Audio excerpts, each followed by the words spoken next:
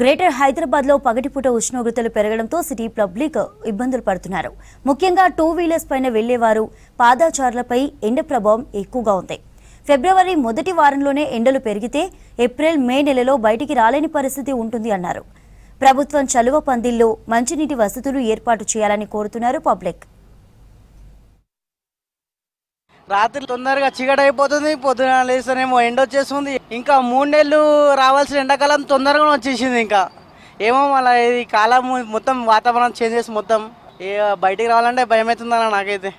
ఇప్పుడే ఫిబ్రవరిలోనే ఫస్ట్ వీక్లోనే ఇట్లుంటాయి, మరి March, April ఎట్లుంటాయో తలుచుకుంటేనే భయం అవుతుంది. ఇట్లా రోడ్ల మీద తిరిగేటోళ్ళకి అయితే చాలా ఇబ్బంది అవుతుంది. మరి దీన్ని చూసి మరి గవర్నమెంట్ ఏమైనా చేయాలి అంటే ఏం చేయాలంటే వాటర్ కానీ ఇట్లా ఏమైనా అవైలబుల్ ఉన్న దగ్గర చూసుకోవాలి, నీ చలివేంద్రం లాంటివి పెట్టాలని ఇప్పటి నుంచే స్టార్ట్ చేయాలని కోరుకుంటున్నాం.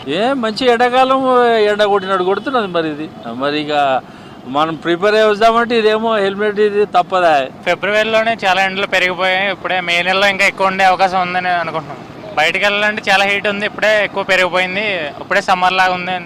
ఆ 2 వీలర్స్ మీద వెళ్తుంటే చాలా హీట్ వస్తుందన్న. ఇప్పుడే అంటే సమ్మర్ కన్నా ఎక్కువ హీట్ అప్పుడే వచ్చేసింది ఫిబ్రవరిలోనే. ఎండలు బాగా ఫుల్ ఉన్నాయమ్మా, చాలా కొడుతున్నాయి. 1 వీక్ నుంచి బాగా ఉన్నాయి ఎండలు. ఎండ అంటే ఇక చలికాలం చనిపోయింది, ఎండాకాలం వస్తుంది. నెక్స్ట్ చెప్పలేం, పెరుగుతాయి, బాగా పెరుగుతుంది. ఈసారి ఎట్లుంటుంది మరి ఈసారి తప్పదు ఇక హెల్మెట్ పెట్టుకోవాలి, అన్ని ప్రికాషన్స్ పాటించుకుంటూ పోవాలి. అంతే అవసరం, ఇక పని కోసం బయటకు వెళ్లాల్సి వస్తుంది. ఈసారి ఎప్పుడు శివరాత్రి అయిన తర్వాత ఎండలు బాగుంటుండే, ఈసారి శివరాత్రి రాకముందుకే ఎండలు స్టార్ట్ అయినాయి. బాగా కొడుతున్నాయి ఎండలు అయితే. ఇంట్లో ఉన్నా కూడా ఉబ్బరపోస్తుంది, ఏసీలు కూడా వేసుకోవాల్సి వస్తుంది.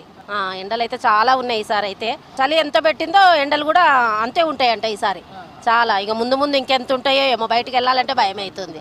ముందైతే శివ శివ అనుకుంటా చలి పోతుంది అని అంటుండే, ఇప్పుడు శివరాత్రి రాకముందుకే ఎండలు స్టార్ట్ అయినాయి. చాలా బండి మీద అయితే తిరగలేకపోతున్నాం.